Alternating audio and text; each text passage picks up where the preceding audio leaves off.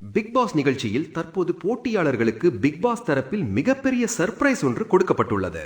பிரபல டிவியில் ஒளிபரப்பாகி வரும் பிக் பாஸ் நிகழ்ச்சியில் தற்போது 11 போட்டியாளர்கள் விளையாடி வருகின்றனர். இதில் 10 போட்டியாளர்கள் இந்த வார நாமினேஷனில் தேர்வாகியுள்ளனர். கம்ருதீன் இந்த வார கேப்டனாக செயல்பட்டு வரும் நிலையில் வரும் நாட்களில் போட்டிகள் மேலும் கடுமையாக இருக்கும் என்று எதிர்பார்க்கப்படுகிறது.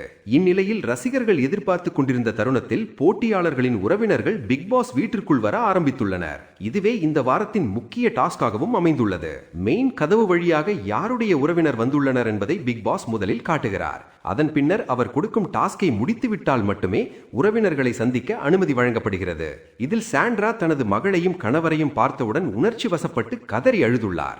டாஸ்கை வெற்றிகரமாக முடித்த பெண் குழந்தைகளை உச்சக்கட்ட பாசத்துடன் கட்டி அணைத்துள்ளார். அதேபோல் கனி வீட்டிலிருந்து அவரது பிள்ளைகள் வந்துள்ளனர். பிக் பாஸ் அவர்களை காட்டிய பின் பிஸ்கட் சாப்பிடும் டாஸ்கை கொடுத்துள்ளார். தனது பிள்ளைகளை பார்த்ததும் கனி கட்டுப்பாடின்றி கதறி எழுதுள்ளார். வினோத் தனது குடும்பத்தினை பார்த்தவுடன் உடைந்து அழுதுள்ளார். உடனே ஓடிச் சென்று டாஸ்கை முடித்துவிட்டு குழந்தைகளை அன்புடன் கொஞ்சி மகிழ்ந்துள்ளார். பிக் பாஸ் வீட்டிற்குள் வந்த உறவினர்கள் தங்களது போட்டியாளர்களுக்கு அறிவுரைகள் வழங்கிவிட்டு வெளியேறியுள்ளனர்.